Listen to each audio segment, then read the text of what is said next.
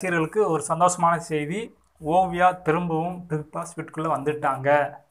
இது 100% உண்மையான செய்தி. எந்த விதமான மாற்று கருத்தும் இல்லை.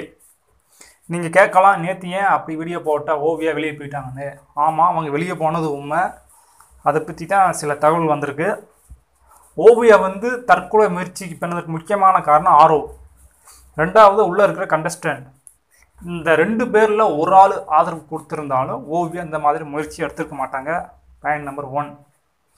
ஓவியா வெளியே போகிறதுக்கு சில முக்கியமான விதிமுறைகள் இருக்குது. ஏன்னா அவங்க சைன் பண்ணியிருப்பாங்க அக்ரிமெண்ட்டில்.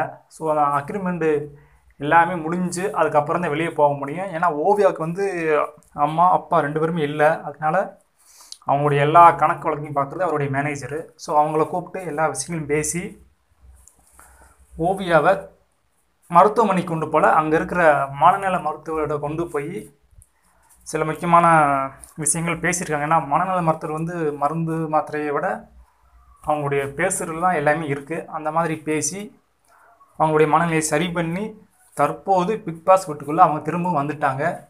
ஸோ அது கண்டிப்பாக இன்று அது ஒளிபரப்பாகும். அது எந்த விதமான மாற்று கருத்தும் இல்லை. ஸோ எல்லோரும் அந்த நேற்று நடந்த சம்பவத்தை யாருமே நினைக்க வேண்டாம். தற்போது ஓவியா சேஃபாக இருக்காங்க. நீங்கள் கேட்கலாம், இது எப்படி நாங்கள் நம்புறதுண்டு.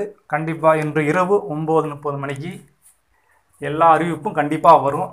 ஏன்னா 100% உண்மையான தகவல் வந்த அடிப்படையில் தான் இந்த செய்தியை உங்களுக்கு நான் சொல்கிறேன்.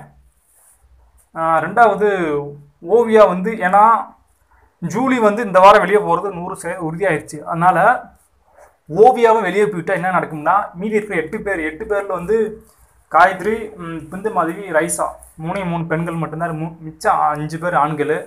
ஸோ இவங்களை வச்சு ஷோ கண்டிப்பாக நடத்த முடியாது என்பது விஜய் டிவி கண்டிப்பாக தெரியும். அதனால் ஓவியா வெளியே போகலை, தற்போது வீட்டுக்குள்ளே வந்துட்டாங்க. ஸோ இந்த செய்தி எல்லோரும் ஷேர் பண்ணுங்கள்.